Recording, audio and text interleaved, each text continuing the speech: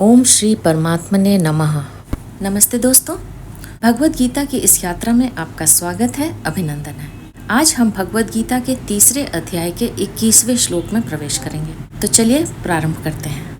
वसुदेवसुतं देवं कंसचाणूरमर्दनं देवकी परमानन्दं कृष्णं वन्दे जगद्गुरुम्। अथ श्रीमद्भगवद्गीता तृतीयोऽध्यायः।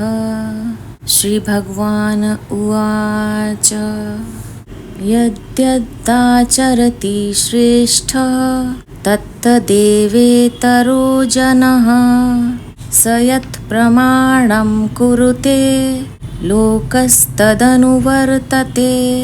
श्रेष्ठ मनुष्य जो आचरण करता है, दूसरे मनुष्य वैसा वैसा ही आचरण करते हैं। वह जो कुछ प्रमाण कर देता है, दूसरे मनुष्य उसी के अनुसार आचरण करते हैं। यद्याचरति श्रेष्ठः तत्तदेवेतरो जनः।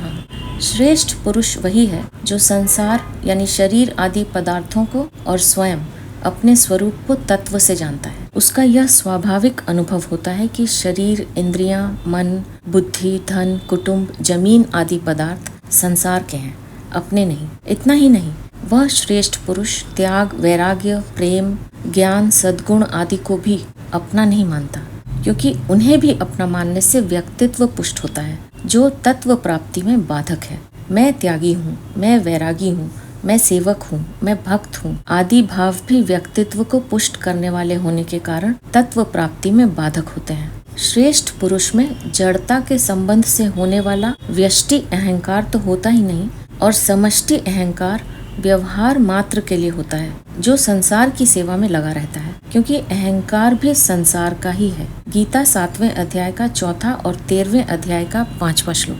संसार से मिले हुए शरीर, धन, परिवार, पद, योग्यता, अधिकार आदि सब पदार्थ सदुपयोग करने अर्थात दूसरों की सेवा में लगाने के लिए ही मिले हैं, उपभोग करने अथवा अपना अधिकार जमाने के लिए नहीं।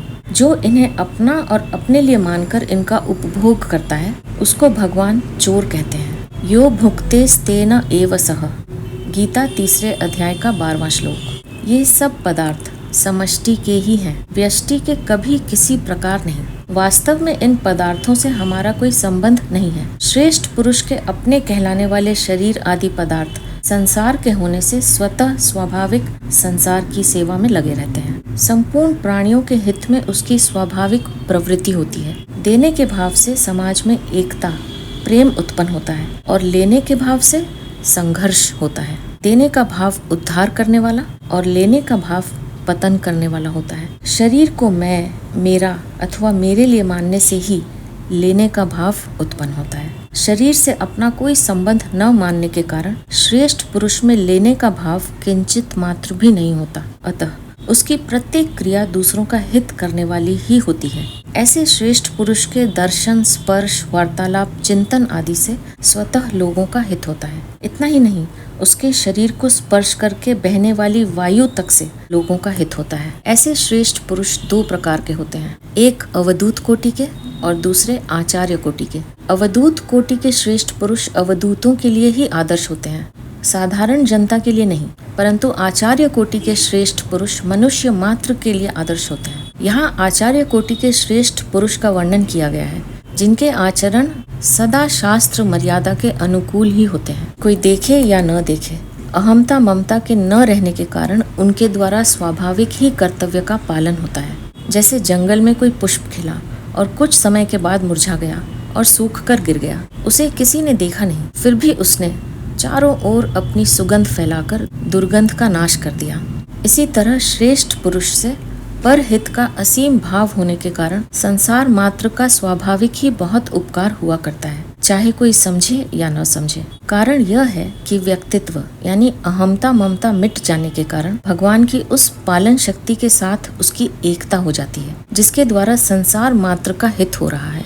जैसे एक ही शरीर के सब अंग भिन्न भिन्न होने पर भी एक ही हैं। किसी भी अंग में पीड़ा होने पर मनुष्य उसे अपनी पीड़ा मानता है, ऐसे ही संसार के सब प्राणी भिन्न भिन्न होने पर भी एक ही हैं। जैसे शरीर का कोई भी पीड़ित यानी रोगी अंग ठीक हो जाने पर संपूर्ण शरीर का हित होता है, ऐसे ही मर्यादा में रहकर प्राप्त वस्तु, समय, परिस्थिति आदि के अनुसार अपने कर्तव्य का पालन करने वाले मनुष्य के द्वारा संपूर्ण संसार का स्वतः हित होता है। श्रेष्ठ पुरुष के आचरणों और वचनों का प्रभाव स्थूल शरीर से होने के कारण स्थूल रीति से पड़ता है, जो सीमित होता है, परंतु उसके भावों का प्रभाव सूक्ष्म रीति से पड़ता है, जो असीम होता है। कारण यह है कि क्रिया तो सीमित होती है, पर भाव असीम होता है।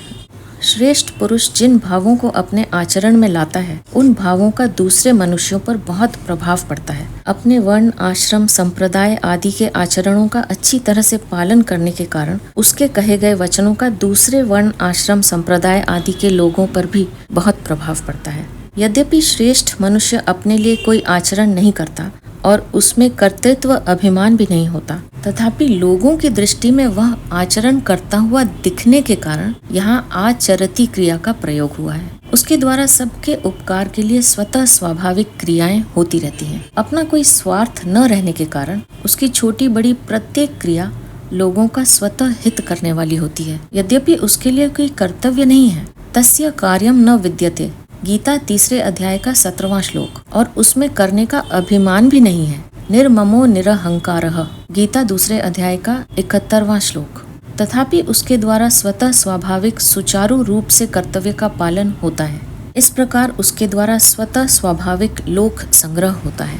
विशेष बात, प्रायः देखा जाता है कि जिस समाज, संप्रदाय, जाति, वर्ण, आश्रम आदि में जो श्रेष्ठ मनुष्य कहलाते हैं और जिनको लोग श्रेष्ठ मानकर आदर की दृष्टि से देखते हैं, वे जैसा आचरण करते हैं, उस समाज, संप्रदाय, जाति आदि के लोग भी वैसा ही आचरण करने लग जाते हैं। अंतःकरण में धन और पद का महत्व एवं लोभ रहने के कारण लोग अधिक धन वाले, लखपति, करोड़पति तथा ऊंचे पद वाले नेता, मंत्री आदि पुरुषों को श्रेष्ठ मान लेते हैं और उन्हें बहुत आदर की दृष्टि से देखते हैं। जिनके अंतःकरण में जड़ वस्तुओं यानी धन, पद आदि का महत्व है, वे मनुष्य वास्तव में न तो स्वयं श्रेष्ठ होते हैं और न श्रेष्ठ व्यक्ति को समझ ही सकते हैं। जिसको वे श्रेष्ठ समझते हैं वह भी वास्तव में श्रेष्ठ नहीं होता। यदि उनके हृदय में धन का अधिक आदर है तो उन पर अधिक धन वालों का ही प्रभाव पड़ेगा, जैसे चोर पर चोरों के सरदार का ही प्रभाव पड़ता है। वास्तव में श्रेष्ठ न होने पर भी लोगों के द्वारा श्रेष्ठ मान लिए जाने के कारण उन धनी तथा उच्च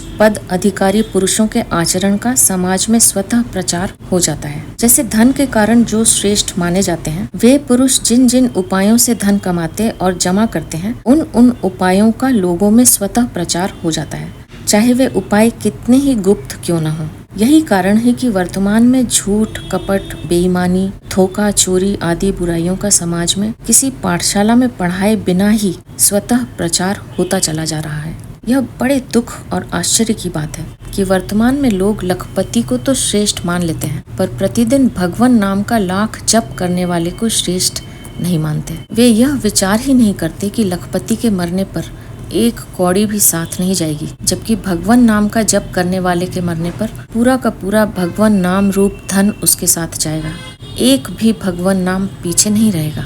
अपने अपने स्थान या क्षेत्र में जो पुरुष मुख्य कहलाते हैं, उन अध्यापक, व्याख्यानदाता, आचार्य, गुरु, नेता, शासक, महंत, कथावाचक, पुजारी आदि सभी को अपने आचरणों में विशेष सावधानी रखने की बड़ी भारी आवश्यकता है, जिससे दूसरों पर उसका अच्छा प्रभाव पड़े।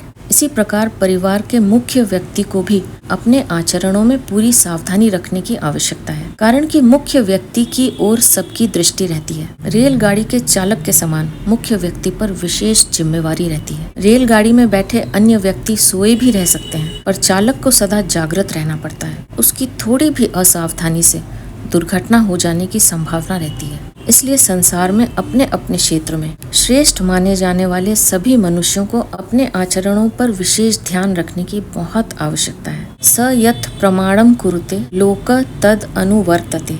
जिसके अंतःकरण में कामना, ममता, आसक्ति, स्वार्थ, पक्षपात आदि दोष नहीं है और नाशवान पदार्थों का महत्व या कुछ भी लेने का भाव नहीं है, ऐसे मनुष्य के द्वारा कहे हुए वचनों का प्रभाव दूसरों पर स्वतः पड़ता है और वे उसके वचन अनुसार स्वयं आचरण भी करने लग जाते हैं। यहाँ यह शंका हो सकती है कि जब आचरण की बात कह दी तब प्रमाण के कहने की क्या आवश्यकता है और प्रमाण की बात कहने पर आचरण के कहने की क्या आवश्यकता है। इसका समाधान यह है कि यद्यपि आचरण मुख्य होता है तथापि एक ही मनुष्य के द्वारा सभी वर्णों, आश्रमों, संप्रदायों आदि के भावों का आचरण करना संभव नहीं है। अतः श्रेष्ठ मनुष्य स्वयं जिस वर्ण, आश्रम आदि में है उसके अनुसार तो वह सांगोपांग आचरण करता ही है और अन्य वर्ण, आश्रम, संप्रदाय आदि के लोगों के लिए भी वह अपने वचनों से, शास्त्र, इतिहास आदि के प्रमाण से यह शिक्षा देता है कि अपने लिए कुछ न करके संपूर्ण प्राणियों के हित के भाव से अपने अपने वर्ण, आश्रम, संप्रदाय आदि के अनुसार कर्तव्य का पालन करना कल्याण का सुगम और श्रेष्ठ साधन है। गीता 18वें अध्याय का 45वां श्लोक। उसके वचनों से प्रभावित होकर दूसरे वर्ण, आश्रम, संप्रदाय आदि के लोग उसके कहे अनुसार अपने अपने कर्तव्यों का पालन करने लग जाते हैं। यद्यपि आचरण का क्षेत्र सीमित और प्रमाण यानी वचनों का क्षेत्र विस्तृत होता है, तथापि भगवान के द्वारा श्रेष्ठ पुरुष के आचरण में 5 पद यत यत, तत तत और विशेष रूप से एव देने का अभिप्राय है कि उसके आचरण का प्रभाव समाज पर 5 गुना अधिक पड़ता है और प्रमाण में 2 पद यत और तत् देने का अभिप्राय है कि प्रमाण का प्रभाव समाज पर केवल 2 गुना अपेक्षाकृत कम पड़ता है। इसलिए भगवान ने 20वें श्लोक में लोक संग्रह के लिए अपने कर्तव्य कर्मों का पालन करने पर ही विशेष रूप से जोर दिया है। यदि श्रेष्ठ मनुष्य स्वयं अपने वर्ण, आश्रम आदि के अनुसार आचरण न करके केवल प्रमाण दे तो उसका लोगों पर विशेष प्रभाव नहीं पड़ेगा। उसमें लोगों का ऐसा भाव हो सकता है कि बातें तो केवल कहने सुनने की हैं, क्योंकि कहने वाला स्वयं भी तो अपने कर्तव्य कर्म का पालन नहीं कर रहा है। ऐसा भाव होने पर लोगों में अपने कर्तव्य के प्रति अश्रद्धा और अरुचि होने की संभावना रहती है। इसलिए श्रेष्ठ मनुष्य स्वयं आचरण करके और प्रमाण देकर दोनों ही प्रकार से लोगों को अपने अपने कर्तव्य पालन में लगाकर उनका हित करता है। श्रेष्ठ मनुष्य के आचरणों का अनुवर्तन यानी अनुसरण वे ही लोग करते हैं जो उसे श्रेष्ठ मानते हैं। अतः वास्तव में श्रेष्ठ होने पर भी अगर कोई मनुष्य उसे श्रेष्ठ नहीं मानता तो वह उस श्रेष्ठ मनुष्य के आचरणों और वचनों के अनुसार आचरण नहीं कर सकेगा। वर्तमान में पारमार्थिक यानी भगवत संबंधी भावों का प्रचार करने वाले बहुत से मनुष्य होने पर भी लोगों पर उन भावों का प्रभाव बहुत कम दिखाई देता है। इसका कारण यही है कि प्रायः वक्ता जैसा कहता है वैसा स्वयं पूरा आचरण नहीं करता। स्वयं आचरण करके कही गई बात गोली से भरी बंदूक के समान है, जो गोली के छूटने पर आवाज के साथ साथ मार भी करती है। इसके विपरीत आचरण में लाए बिना कही गई बात केवल बारूद भरी बंदूक के समान है, जो केवल आवाज करके ही शांत हो जाती है। हाँ, पारमार्थिक बातें ऐसे ही खत्म नहीं हो जाती, प्रत्युत कुछ न कुछ प्रभाव डालती ही हैं। भगवत चर्चा, कथा, कीर्तन आदि का कुछ न कुछ प्रभाव सब पर पड़ता ही है। अगर सुनने वाले में श्रद्धा है और वे साधन करते हैं तथा करना चाहते हैं तो उन पर अपनी श्रद्धा और साधन की रुचि के कारण वचनों का प्रभाव अधिक पड़ता है। अब भगवान आगे के 3 श्लोकों में अपना उदाहरण देकर लोक संग्रह की पुष्टि करते हैं। नामे पार्थास्ति कर्तव्यम त्रिषु लोकेषु किंचन नानवाप्तमवाप्तव्यम वर्त एव च कर्मणि। हे पार्थ, मुझे तीनों लोकों में न तो कुछ कर्तव्य है और न कोई प्राप्त करने योग्य वस्तु अप्राप्त है, फिर भी मैं कर्तव्य में ही लगा रहता हूँ। न में पार्थास्ति कर्तव्यम त्रिषु लोकेषु किंचन नानवाप्तम अवाप्तव्यम वर्त एव च कर्मणि। भगवान किसी एक लोक में सीमित नहीं है, इसलिए वे तीनों लोकों में अपना कोई कर्तव्य न होने की बात कह रहे हैं।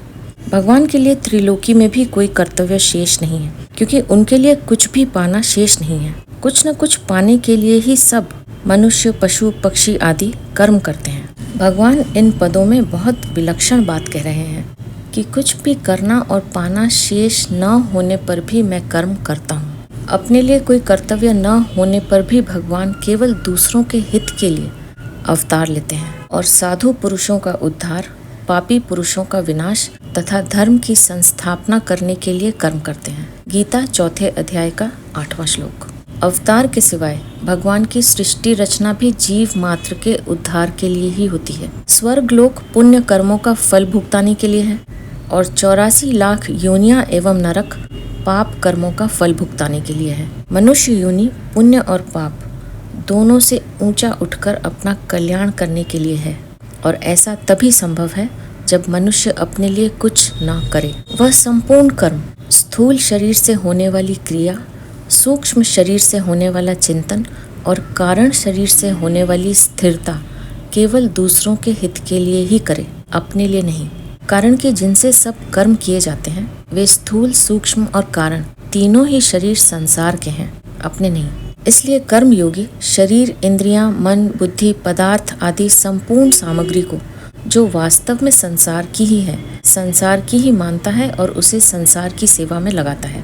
अगर मनुष्य संसार की वस्तु को संसार की सेवा में न लगाकर अपने सुख भोग में लगाता है तो बड़ी भारी भूल करता है। संसार की वस्तु को अपनी मान लेने से ही फल की इच्छा होती है और फिर फल प्राप्ति के लिए कर्म होता है। इस तरह जब तक मनुष्य कुछ पाने की इच्छा से कर्म करता है तब तक उसके लिए कर्तव्य अर्थात करना शेष रहता है। गंभीरता पूर्वक विचार किया जाए तो मालूम होता है कि मनुष्य मात्र का अपने लिए कोई कर्तव्य है ही नहीं, कारण कि प्रापणीय वस्तु यानी परमात्म तत्व नित्य प्राप्त है और स्वयं यानी स्वरूप भी नित्य है, जबकि कर्म और कर्मफल अनित्य अर्थात उत्पन्न एवं नष्ट होने वाले हैं।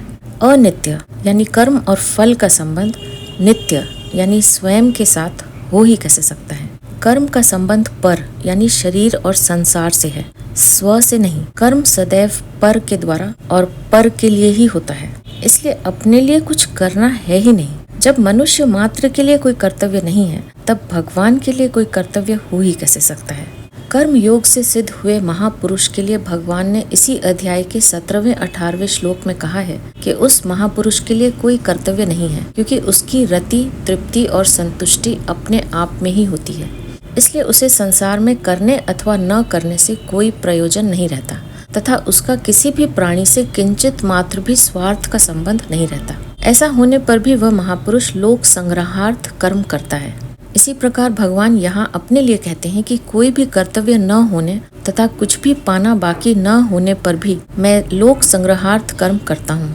तात्पर्य है कि तत्वज्ञ महापुरुष की भगवान के साथ एकता होती है। मम साधर्म्यम आगताः, गीता 14वें अध्याय का 2 श्लोक। जैसे भगवान त्रिलोकी में आदर्श पुरुष हैं, गीता 3 अध्याय का 23वां और 4 अध्याय का 11वां श्लोक, ऐसे ही संसार में तत्वज्ञ पुरुष भी आदर्श है। गीता 3 अध्याय का 25वां श्लोक। वर्त एव च कर्मणि, यहाँ एव पद से भगवान का तात्पर्य है कि मैं उत्साह एवं तत्परता से आलस्य रहित होकर सावधानी पूर्वक सांगोपांग कर्तव्य कर्मों को करता हूँ। कर्मों का न त्याग करता हूँ न उपेक्षा। जैसे इंजन के पहियों के चलने से इंजन से जुड़े हुए डब्बे भी चलते रहते हैं, ऐसे ही भगवान और संत महापुरुष जिनमें करने और पाने की इच्छा नहीं है, इंजन के समान कर्तव्य कर्म करते हैं, जिससे अन्य मनुष्य भी उन्हीं का अनुसरण करते हैं। अन्य मनुष्यों में करने और पाने की इच्छा रहती है और ये इच्छाएं निष्काम भाव पूर्वक कर्तव्य कर्म करने से ही दूर होती हैं। यदि भगवान और संत महापुरुष कर्तव्य कर्म न करें तो दूसरे मनुष्य भी कर्तव्य कर्म नहीं करेंगे, जिससे उनमें प्रमाद, आलस्य आ जाएगा और वे अकर्तव्य करने लग जाएंगे। फिर उन मनुष्यों की इच्छाएं कैसे मिटेंगी। इसलिए संपूर्ण मनुष्यों के हित के लिए भगवान और संत महापुरुषों के द्वारा स्वाभाविक ही कर्तव्य कर्म होते हैं। भगवान सदैव कर्तव्य परायण रहते हैं, कभी कर्तव्यच्युत नहीं होते। अतः भगवत परायण साधक को भी कभी कर्तव्यच्युत नहीं होना चाहिए। कर्तव्यच्युत होने से ही वह भगवत तत्व के अनुभव से वंचित रहता है। नित्य कर्तव्य परायण रहने से साधक को भगवत तत्व का अनुभव सुगमता पूर्वक हो जाता है। यहाँ परिशिष्ट भाव यह है कि महाभारत में भी भगवान ने उत्तंक ऋषि को भी तीनों लोकों में अपना कर्तव्य बताया है। धर्म संरक्षणार्थाय धर्म संस्थापनाय च तैस्तैर्वे शैश्च रूपैश्च त्रिषु लोकेषु भार्गवत। मैं धर्म की रक्षा और स्थापना के लिए तीनों लोकों में बहुत सी योनियों में अवतार धारण करके उन रूपों और वैश्यों द्वारा तदनुरूप वर्ताव करता हूँ। यदि ह्यहं न वर्तेयं जातु कर्मण्यतन्द्रितः मम वर्तमानुवर्तन्ते मनुष्याः पार्थ सर्वशः उत्सीदेयुरिमे लोका न कुर्यां कर्म चेदहम् संकरस्य च कर्ता स्याम् उपहन्यामिमाः प्रजाः। क्योंकि हे पार्थ, अगर मैं किसी समय सावधान होकर कर्तव्य कर्म न करूं तो बड़ी हानि हो जाए, क्योंकि मनुष्य सब प्रकार से मेरे ही मार्ग का अनुसरण करते हैं। यदि मैं कर्म न करूं तो ये सब मनुष्य नष्ट भ्रष्ट हो जाएं और मैं वर्ण संकरता को करने वाला हूँ तथा इस समस्त प्रजा को नष्ट करने वाला बनूं।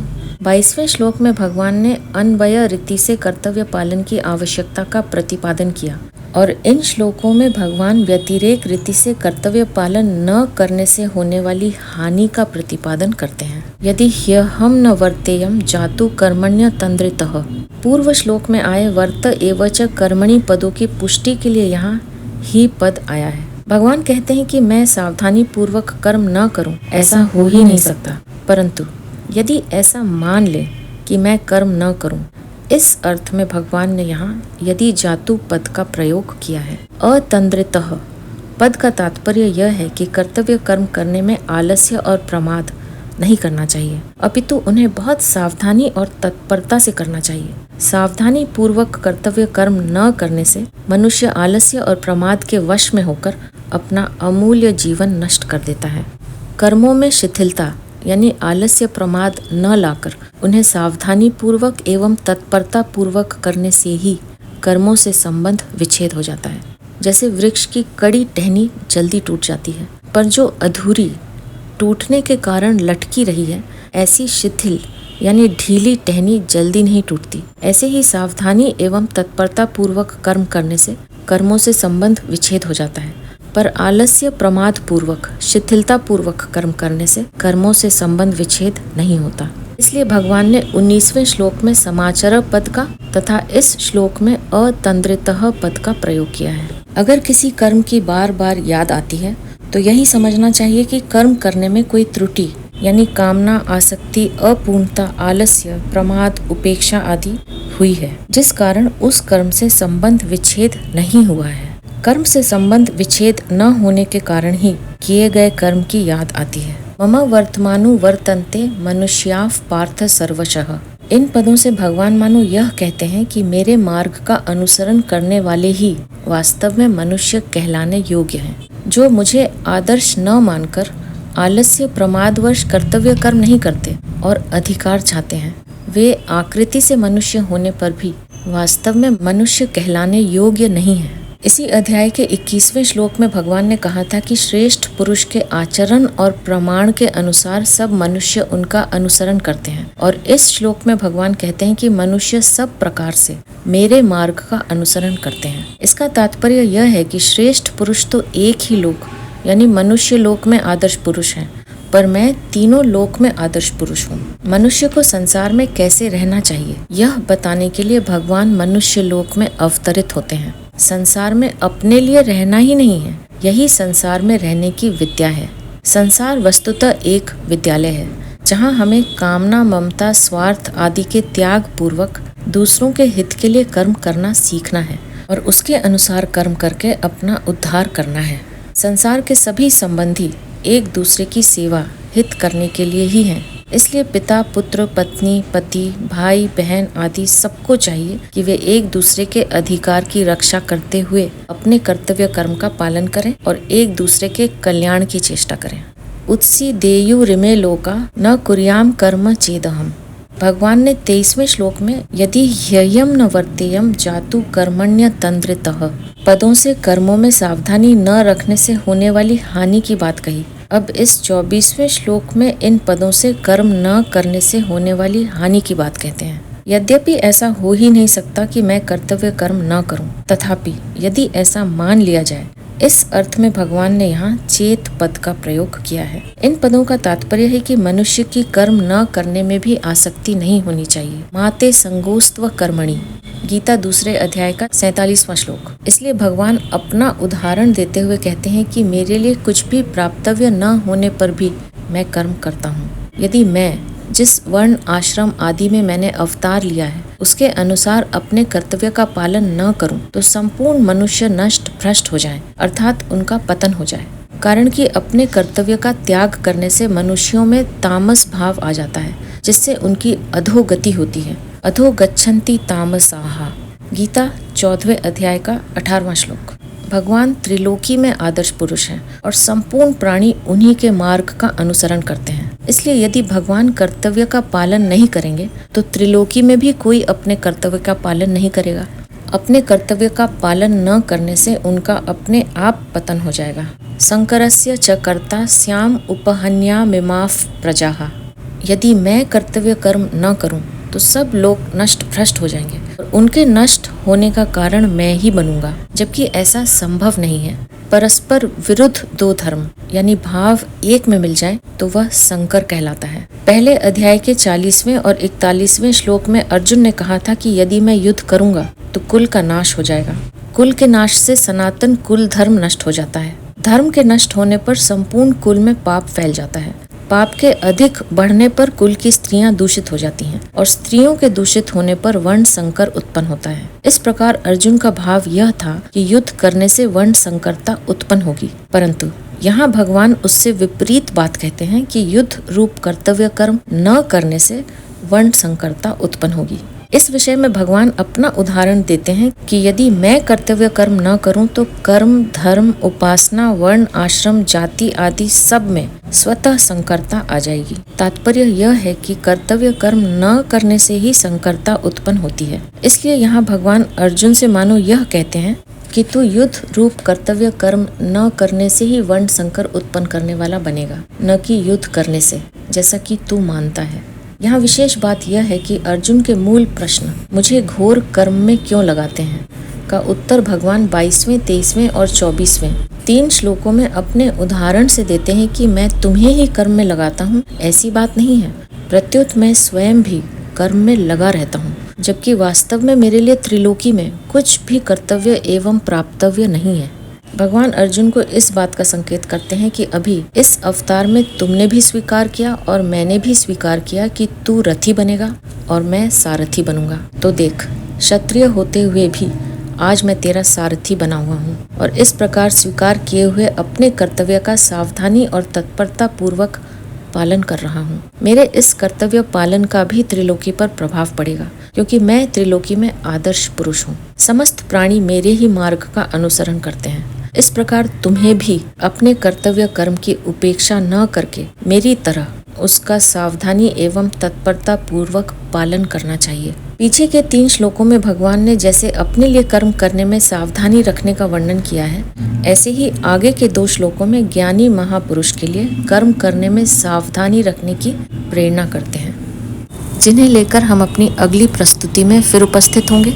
अब मैं आपसे आज्ञा लूंगी। आप अपना ध्यान रखिए, हमेशा खुश रहिए, मुस्कुराते रहिए। आपका बहुत बहुत धन्यवाद। ओम श्री परमात्मने नमः।